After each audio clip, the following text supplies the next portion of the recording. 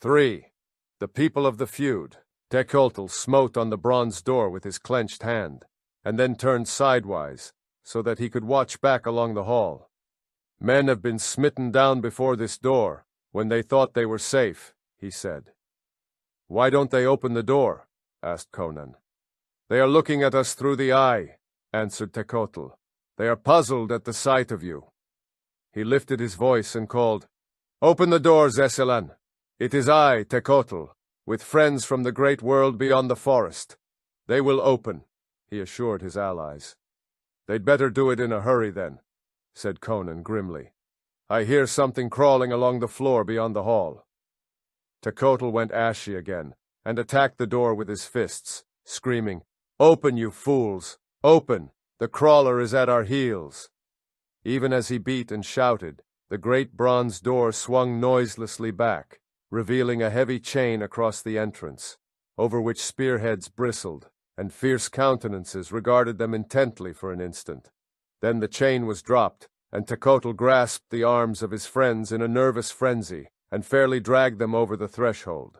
A glance over his shoulder just as the door was closing showed Conan the long, dim vista of the hall, and dimly framed at the other end an Ophidian shape that writhed slowly and painfully into view, flowing in a dull-hued length from a chamber door, its hideous blood-stained head wagging drunkenly.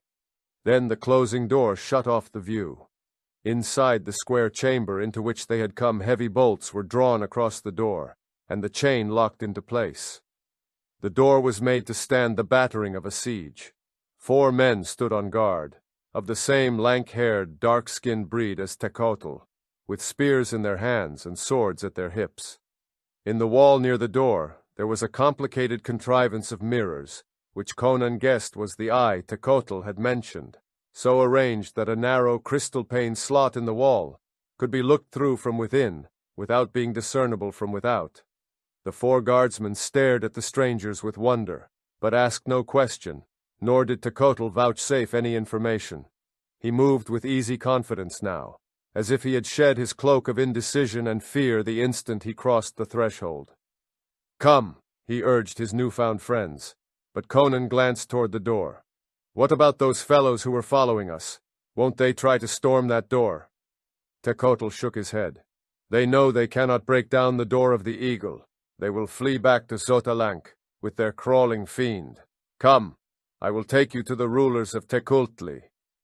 One of the 4 guards opened the door opposite the one by which they had entered, and they passed through into a hallway, which, like most of the rooms on that level, was lighted by both the slot-like skylights and the clusters of winking fire gems.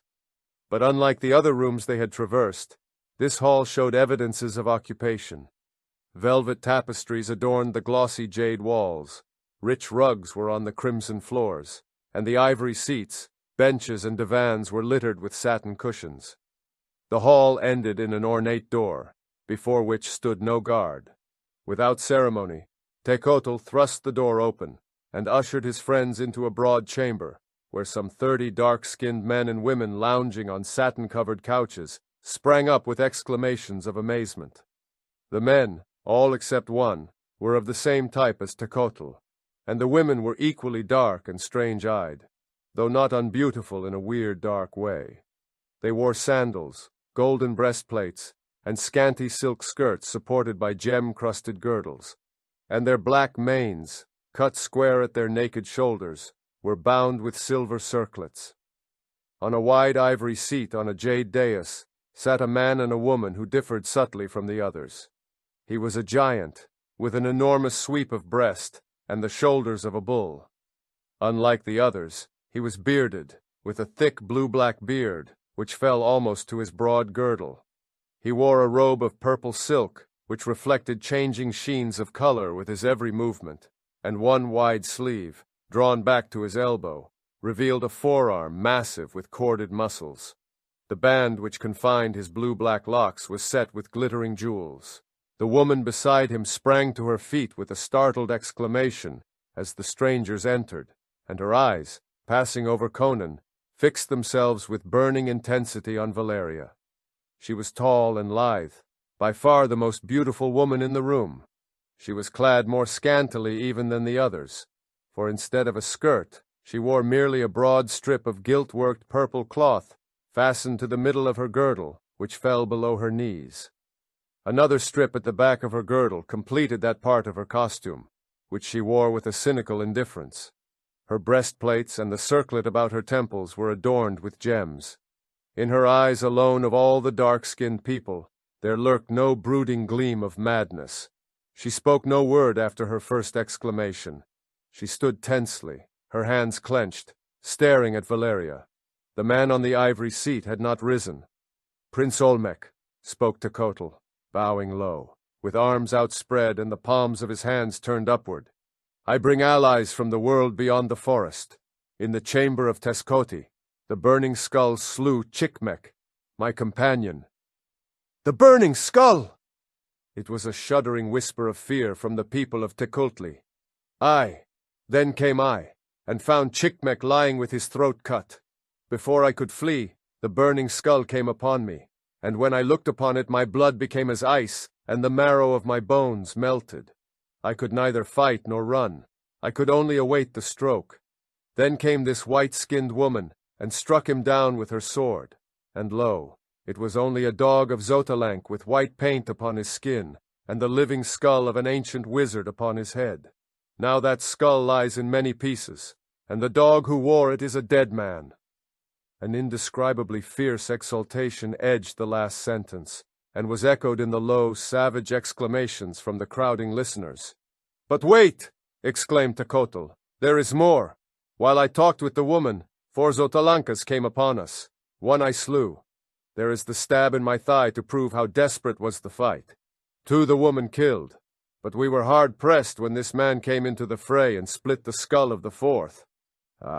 5 crimson nails there are to be driven into the pillar of vengeance." He pointed at a black column of ebony which stood behind the dais. Hundreds of red dots scarred its polished surface, the bright scarlet heads of heavy copper nails driven into the black wood. 5 red nails for 5 Xotalanca lives, exulted Techotlal, and the horrible exultation in the faces of the listeners made them inhuman. "Who are these people?" asked Olmec, and his voice was like the low, deep rumble of a distant bull. None of the people of Xuchotl spoke loudly. It was as if they had absorbed into their souls the silence of the empty halls and deserted chambers. "I am Conan, a Cimmerian," answered the barbarian briefly. "This woman is Valeria of the Red Brotherhood, an Aquilonian pirate. We are deserters from an army on the Darfar border, far to the north, and are trying to reach the coast." The woman on the dais spoke loudly, her words tripping in her haste. "You can never reach the coast. There is no escape from Xuchotl. You will spend the rest of your lives in this city." "What do you mean?" growled Conan, clapping his hand to his hilt, and stepping about so as to face both the dais and the rest of the room. "Are you telling us we're prisoners?" "She did not mean that," interposed Olmec. "We are your friends. We would not restrain you against your will, but I fear other circumstances will make it impossible for you to leave Xuchotl." His eyes flickered to Valeria, and he lowered them quickly. "This woman is Tassila," he said. "She is a princess of Tecuhltli, but let food and drink be brought our guests. Doubtless they are hungry, and weary from their long travels." He indicated an ivory table, and after an exchange of glances, the adventurers seated themselves. The Cimmerian was suspicious. His fierce blue eyes roved about the chamber, and he kept his sword close to his hand. But an invitation to eat and drink never found him backward. His eyes kept wandering to Tassila, but the princess had eyes only for his white-skinned companion. Techotlal, who had bound a strip of silk about his wounded thigh, placed himself at the table to attend to the wants of his friends, seeming to consider it a privilege and honor to see after their needs. He inspected the food and drink the others brought in gold vessels and dishes, and tasted each before he placed it before his guests. While they ate, Olmec sat in silence on his ivory seat, watching them from under his broad black brows. Tassila sat beside him, chin cupped in her hands, and her elbows resting on her knees. Her dark, enigmatic eyes, burning with a mysterious light, never left Valeria's supple figure. Behind her seat, a sullen, handsome girl waved an ostrich plume fan with a slow rhythm. The food was fruit of an exotic kind, unfamiliar to the wanderers, but very palatable, and the drink was a light crimson wine that carried a heady tang. "You have come from afar," said Olmec at last. "I have read the books of our fathers. Aquilonia lies beyond the lands of the Stygians and the Shemites, beyond Argos and Zingara, and Cimmeria lies beyond Aquilonia. We have each a roving foot," answered Conan carelessly. "How you won through the forest is a wonder to me," quoth Olmec. "In bygone days 1,000 fighting men scarcely were able to carve a road through its perils. We encountered a bench-legged monstrosity about the size of a mastodon," said Conan casually, holding out his wine goblet, which Techotlal filled with evident pleasure. "But when we'd killed it, we had no further trouble." The wine vessel slipped from Techotlal's hand to crash on the floor. His dusky skin went ashy. Olmec started to his feet, an image of stunned amazement, and a low gasp of awe or terror breathed up from the others. Some slipped to their knees as if their legs would not support them. Only Tassila seemed not to have heard. Conan glared about him bewilderedly. "What's the matter? What are you gaping about?" You slew the dragon god." "God! I killed a dragon. Why not? It was trying to gobble us up." "But dragons are immortal," exclaimed Olmec. "They slay each other, but no man ever killed a dragon. The 1,000 fighting men of our ancestors who fought their way to Xuchotl could not prevail against them. Their swords broke like twigs against their scales. If your ancestors had thought to dip their spears in the poisonous juice of Derketa's apples," quoth Conan with his mouth full, "and jabbed them in the eyes or mouth or somewhere like that, they'd have seen that dragons are not more immortal than any other chunk of beef. The carcass lies at the edge of the trees, just within the forest. If you don't believe me, go and look for yourself." Olmec shook his head, not in disbelief but in wonder. "It was because of the dragons that our ancestors took refuge in Xuchotl," said he. "They dared not pass through the plain and plunge into the forest beyond. Scores of them were seized and devoured by the monsters before they could reach the city." "Then your ancestors didn't build Xuchotl?" asked Valeria. "It was ancient when they first came into the land. How long it had stood here, not even its degenerate inhabitants knew." "Your people came from Lake Zuad?" questioned Conan. "Aye. More than half a century ago a tribe of the Tlazitlans rebelled against the Stygian king, and being defeated in battle, fled southward. For many weeks they wandered over grasslands, desert and hills, and at last they came into the great forest, 1,000 fighting men with their women and children. It was in the forest that the dragons fell upon them, and tore many to pieces. So the people fled in a frenzy of fear before them, and at last came into the plain, and saw the city of Xuchotl in the midst of it. They camped before the city, not daring to leave the plain, for the night was made hideous with the noise of the battling monsters throughout the forest. They made war incessantly upon one another. Yet they came not into the plain. The people of the city shut their gates and shot arrows at our people from the walls. The Tlazitlans were imprisoned on the plain, as if the ring of the forest had been a great wall, for to venture into the woods would have been madness. That night there came secretly to their camp a slave from the city, one of their own blood, who with a band of exploring soldiers had wandered into the forest long before, when he was a young man. The dragons had devoured all his companions, but he had been taken into the city to dwell in servitude. His name was Tolkemec. A flame lighted the dark eyes at mention of the name, and some of the people muttered obscenely and spat. He promised to open the gates to the warriors. He asked only that all captives taken be delivered into his hands. At dawn he opened the gates. The warriors swarmed in, and the halls of Xuchotl ran red. Only a few hundred folk dwelt there, decaying remnants of a once great race. Tolkemec said they came from the east, long ago, from old Kosala, when the ancestors of those who now dwell in Kosala came up from the south and drove forth the original inhabitants of the land. They wandered far westward, and finally found this forest-girdled plain, inhabited then by a tribe of black people. These they enslaved and set to building a city. From the hills to the east they brought jade and marble and lapis lazuli, and gold, silver, and copper. Herds of elephants provided them with ivory. When their city was completed, they slew all the black slaves, and their magicians made a terrible magic to guard the city, for by their necromantic arts they recreated the dragons which had once dwelt in this lost land, and whose monstrous bones they found in the forest. Those bones they clothed in flesh and life, and the living beasts walked the earth as they walked it when time was young. But the wizards wove a spell that kept them in the forest, and they came not into the plain. So for many centuries the people of Xuchotl dwelt in their city, cultivating the fertile plain, until their wise men learned how to grow fruit within the city, fruit which is not planted in soil, but obtains its nourishment out of the air. And then they let the irrigation ditches run dry, and dwelt more and more in luxurious sloth, until decay seized them.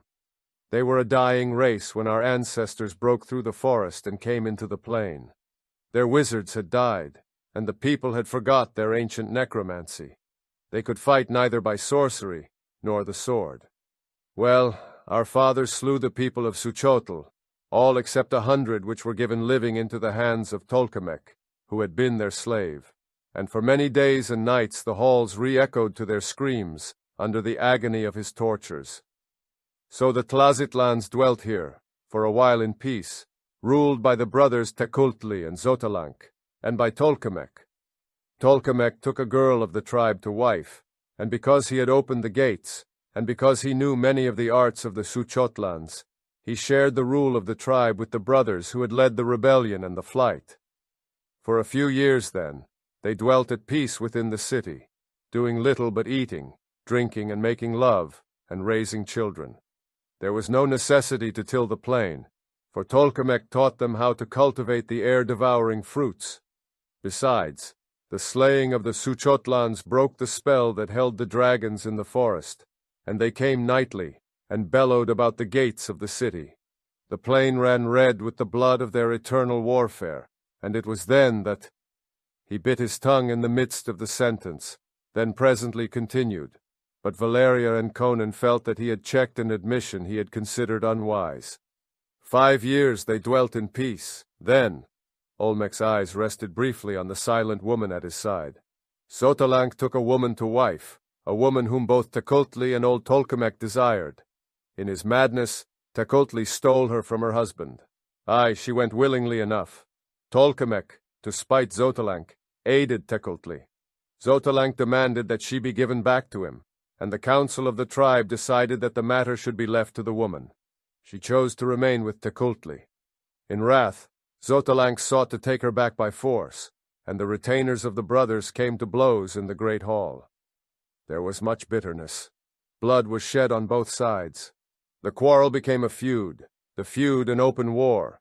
From the welter, 3 factions emerged: Tekultli, Xotalanc, and Tolkemec. Already in the days of peace, they had divided the city between them. Tekultli dwelt in the western quarter of the city, Xotalanc in the eastern, and Tolkemec with his family by the southern gate. Anger and resentment and jealousy blossomed into bloodshed and rape and murder. Once the sword was drawn, there was no turning back, for blood called for blood, and vengeance followed swift on the heels of atrocity. Tekultli fought with Xotalanc, and Tolkemec aided first one and then the other, betraying each faction as it fitted his purposes. Tekultli and his people withdrew into the quarter of the western gate, where we now sit. Xuchotl is built in the shape of an oval. Tekultli, which took its name from its prince, occupies the western end of the oval. The people blocked up all doors connecting the quarter with the rest of the city, except one on each floor, which could be defended easily. They went into the pits below the city, and built a wall cutting off the western end of the catacombs, where lie the bodies of the ancient Xuchotlans, and of those Tlazitlans slain in the feud. They dwelt as in a besieged castle, making sorties and forays on their enemies. The people of Xotalanc likewise fortified the eastern quarter of the city, and Tolkemec did likewise with the quarter by the southern gate. The central part of the city was left bare and uninhabited. Those empty halls and chambers became a battleground, and a region of brooding terror.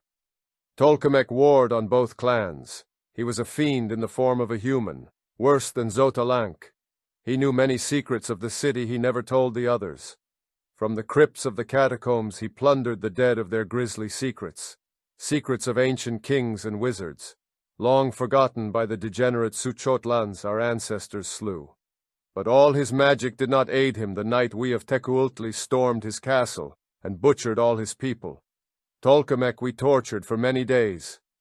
His voice sank to a caressing slur, and a faraway look grew in his eyes, as if he looked back over the years to a scene which caused him intense pleasure. Aye, we kept the life in him until he screamed for death as for a bride. At last we took him living from the torture chamber and cast him into a dungeon for the rats to gnaw as he died. From that dungeon, somehow, he managed to escape and dragged himself into the catacombs. There, without doubt, he died, for the only way out of the catacombs beneath Tecuhltli is through Tecuhltli, and he never emerged by that way. His bones were never found, and the superstitious among our people swear that his ghost haunts the crypts to this day, wailing among the bones of the dead. 12 years ago we butchered the people of Tolkemec, but the feud raged on between Tecuhltli and Xotalanc, as it will rage until the last man, the last woman, is dead. It was 50 years ago that Tecuhltli stole the wife of Xotalanc. Half a century the feud has endured. I was born in it. All in this chamber, except Tassila, were born in it. We expect to die in it. We are a dying race, even as those Suchotlans our ancestors slew. When the feud began, there were hundreds in each faction. Now we of Tecuhltli number only these you see before you, and the men who guard the 4 doors, 40 in all. How many Xotalancas there are we do not know, but I doubt if they are much more numerous than we. For 15 years no children have been born to us, and we have seen none among the Xotalancas. We are dying, but before we die we will slay as many of the men of Xotalanc as the gods permit. And with his weird eyes blazing, Olmec spoke long of that grisly feud, fought out in silent chambers and dim halls under the blaze of the green fire jewels, on floors smoldering with the flames of hell, and splashed with deeper crimson from severed veins. In that long butchery, a whole generation had perished. Xotalanc was dead, long ago, slain in a grim battle on an ivory stair. Tecuhltli was dead, flayed alive by the maddened Xotalancas who had captured him. Without emotion, Olmec told of hideous battles fought in black corridors, of ambushes on twisting stairs, and red butcheries. With a redder, more abysmal gleam in his deep dark eyes, he told of men and women flayed alive, mutilated and dismembered, of captives howling under torture so ghastly that even the barbarous Cimmerian grunted. No wonder Tecuhltli had trembled with the terror of capture. Yet he had gone forth to slay if he could, driven by hate that was stronger than his fear. Olmec spoke further, of dark and mysterious matters, of black magic and wizardry conjured out of the black night of the catacombs, of weird creatures invoked out of darkness for horrible allies. In these things, the Xotalancas had the advantage, for it was in the eastern catacombs where lay the bones of the greatest wizards of the ancient Suchotlans, with their immemorial secrets. Valeria listened with morbid fascination. The feud had become a terrible elemental power driving the people of Suchotl inexorably onto doom and extinction. It filled their whole lives. They were born in it, and they expected to die in it. They never left their barricaded castle except to steal forth into the halls of silence that lay between the opposing fortresses, to slay and be slain. Sometimes the raiders returned with frantic captives, or with grim tokens of victory in fight. Sometimes they did not return at all, or returned only as severed limbs cast down before the bolted bronze doors. It was a ghastly, unreal nightmare existence these people lived, shut off from the rest of the world, caught together like rabid rats in the same trap, butchering one another through the years, crouching and creeping through the sunless corridors to maim and torture and murder. While Olmec talked, Valeria felt the blazing eyes of Tassila fixed upon her. The princess seemed not to hear what Olmec was saying. Her expression, as he narrated victories or defeats, did not mirror the wild rage or fiendish exultation that alternated on the faces of the other Tekultli. The feud that was an obsession to her clansmen seemed meaningless to her. Valeria found her indifferent callousness more repugnant than Olmec's naked ferocity. "And we can never leave the city," said Olmec. "For 50 years no one has left it except those—" Again he checked himself. "Even without the peril of the dragons," he continued, "we who were born and raised in the city would not dare leave it. We have never set foot outside the walls. We are not accustomed to the open sky and the naked sun. No, we were born in Suchotl, and in Suchotl we shall die." "Well," said Conan, "with your leave we'll take our chances with the dragons. This feud is none of our business. If you'll show us to the west gate, we'll be on our way." Tassila's hands clenched, and she started to speak, but Olmec interrupted her. "It is nearly nightfall. If you wander forth into the plain by night, you will certainly fall prey to the dragons." "We crossed it last night, and slept in the open without seeing any," returned Conan.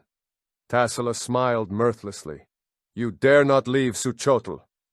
Conan glared at her with instinctive antagonism. She was not looking at him, but at the woman opposite him.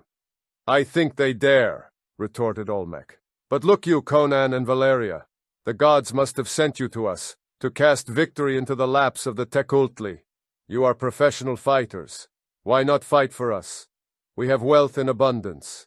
Precious jewels are as common in Suchotl as cobblestones are in the cities of the world. Some the Suchotlans brought with them from Kosala. Some, like the firestones, they found in the hills to the east. Aid us to wipe out the Xotalankas, and we will give you all the jewels you can carry." "And will you help us destroy the dragons?" asked Valeria. "With bows and poisoned arrows, 30 men could slay all the dragons in the forest." "Aye," replied Olmec promptly. "We have forgotten the use of the bow, in years of hand-to-hand fighting, but we can learn again." "What do you say?" Valeria inquired of Conan. "We're both penniless vagabonds." He grinned hardily. "I'd as soon kill Xotalankas as anybody." "Then you agree?" exclaimed Olmec, while Tekultl fairly hugged himself with delight. "Aye, and now suppose you show us chambers where we can sleep, so we can be fresh tomorrow for the beginning of the slaying." Olmec nodded, and waved a hand, and Tekultl and a woman led the adventurers into a corridor, which led through a door off to the left of the jade dais. A glance back showed Valeria Olmec sitting on his throne, chin on knotted fist, staring after them. His eyes burned with a weird flame. Tassila leaned back in her seat, whispering to the sullen-faced maid, Yasala, who leaned over her shoulder, her ear to the princess's moving lips. The hallway was not so broad as most they had traversed, but it was long. Presently the woman halted, opened a door, and drew aside for Valeria to enter. "Wait a minute," growled Conan. "Where do I sleep?" Tekultl pointed to a chamber across the hallway, but one door farther down. Conan hesitated, and seemed inclined to raise an objection, but Valeria smiled spitefully at him and shut the door in his face. He muttered something uncomplimentary about women in general, and strode off down the corridor after Tekultl. In the ornate chamber where he was to sleep, he glanced up at the slot-like skylights. Some were wide enough to admit the body of a slender man, supposing the glass were broken. "Why don't the Xotalankas come over the roofs and shatter those skylights?" he asked. "They cannot be broken," answered Tekultl. "Besides, the roofs would be hard to clamber over. They are mostly spires and domes and steep ridges." He volunteered more information about the castle of Tekultli. Like the rest of the city, it contained 4 stories, or tiers of chambers, with towers jutting up from the roof. Each tier was named. Indeed, the people of Suchotl had a name for each chamber, hall, and stair in the city, as people of more normal cities designate streets and quarters. In Tekultli, the floors were named the Eagle's Tier, the Ape's Tier, the Tiger's Tier, and the Serpent's Tier, in the order as enumerated, the Eagle's Tier being the highest, or 4th floor. "Who is Tassila?" asked Conan. "Olmec's wife." Tekultl shuddered and glanced furtively about him before answering. "No, she is Tassila. She was the wife of Xotalank, The woman Tekultli stole to start the feud. What are you talking about? Demanded Conan. That woman is beautiful and young. Are you trying to tell me that she was a wife 50 years ago? Aye, I swear it. She was a full-grown woman when the Tlazitlans journeyed from Lake Zuad. It was because the king of Stygia desired her for a concubine that Xotalanc and his brother rebelled and fled into the wilderness.